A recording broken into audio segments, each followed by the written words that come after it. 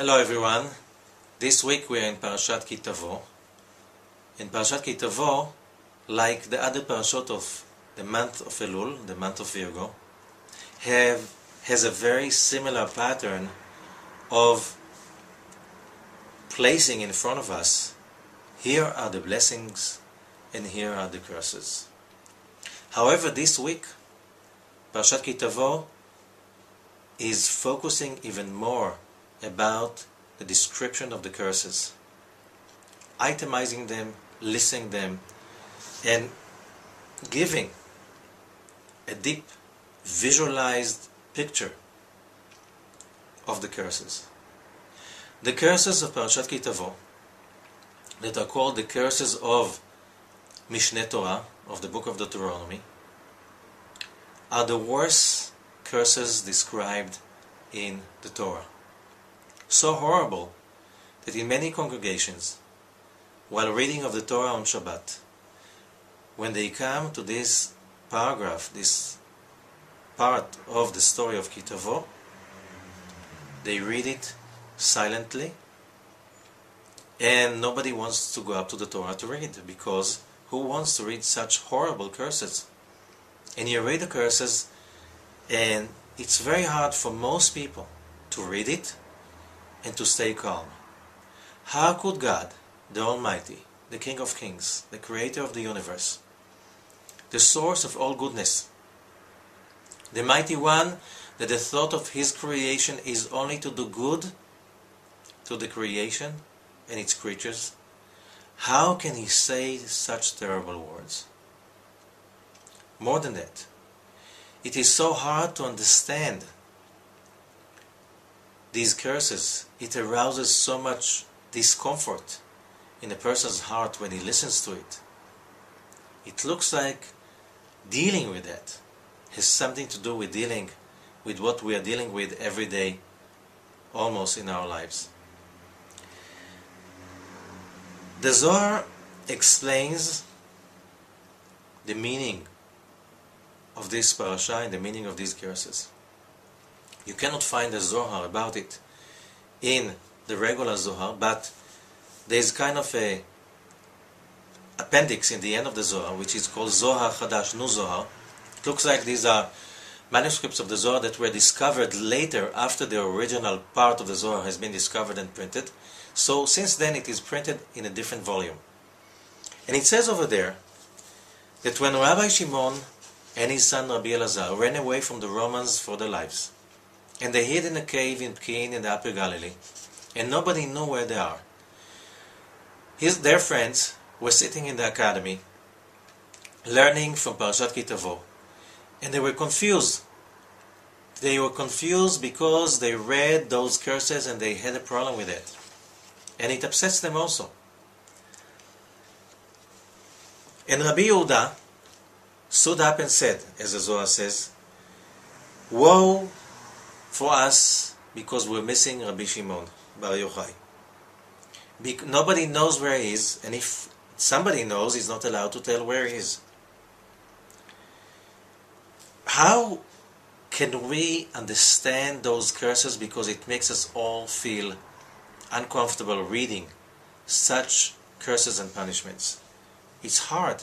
When you have a faith in goodness, it's hard to read such terrible words. That is in Deuteronomy chapter 28. So one of them, Rabbi Yossi, the son of Rabbi Yehuda, got up one day in the morning. He couldn't stand it anymore. He summoned a pigeon that was flying and put a letter in her beak and sent her to look for Rabbi Shimon. And when the pigeon, the Zohar says, arrived to Rabbi Shimon and he read the letter, he started to cry. Elijah the prophet came to console Rabbi Shimon. But he said to him, it is not the time to understand and to know the meaning of these curses. And he left. Rabbi Shimon continued to cry and continued to cry, and finally, after he cried a lot, Elijah the prophet comes again, says the Zohar, and says to Rabbi Shimon, because of your tears, the Creator allowed me to teach you the real secrets of those curses. And the secret is that if you read the curses carefully, you will realize that these are not curses but blessings. And this is to bring us to the major understanding of human life and its secrets. The Creator Himself is giving us endless love, bliss, happiness, whatever is good. That is nature. However, we learn that nobody can get anything for free. Either food, shelter, or wisdom. Nothing comes for free. You have to pay for everything that is important. If you don't pay, it's not really yours. And therefore, there was the tzimtzum, the vessel contracted himself, and here we are in a world of darkness. And the darkness is to give us the opportunity and the ability to create, to share, to care, and to pay for all the bliss the Creator wants to give us. And the payment is when we are going through all the hard moments of our lives. We have to learn how to look at these hard moments and transform them into blessings, to transform the darkness into light and the bitterness into sweetness. This is the whole story of life. Parashat Tavo, because it is in the month of Elul Virgo, it is a time like the other Parashat to prepare for Rosh Hashanah and Yom Kippur. On Rosh Hashanah and Yom Kippur, the Creator is giving us endless amount of bliss, love, happiness, life, luck, unlimited.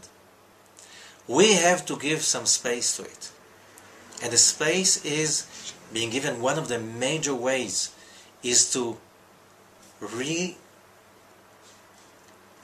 re-establish or re-edit our opinion about everything that happened to us in our lives, whatever we remember. All those moments that we still feel hurt, upset, painful, grudgy, those moments are moments of bliss. That's what the Zohar is teaching us. Look at these moments and try to see them differently. Always come from the point of view of light. Always come from the point of view of bliss, of love, of tolerance, of understanding, of a positive outlook, that whatever happened, there's a good reason for it, to give me the ability to become a better me, to gain more light. This month is a month that we have to again recreate our lives. The moment we can recreate our lives in the past and remove all of the negative emotions from ourselves, when we come to Rosh Hashanah and Yom Kippur, during the prayers, the meditations, the shofar blowings, we can open ourselves and there will be space for so much bliss, so much success, so much happiness. We just have to look, just change the way we see things. And the secret is in the Zohar, the secret is in ourselves. We just have to commit ourselves to that, look at it differently. And we have to try. We have to try again and again and again and again, because what we have to gain is everything. What we have to lose, everything. So we better start now. And to the details of what Elijah the prophet is teaching Rabbi Shimon, you can go to the site to listen to the longer lecture. It explains to the detail how it works. Have a great week.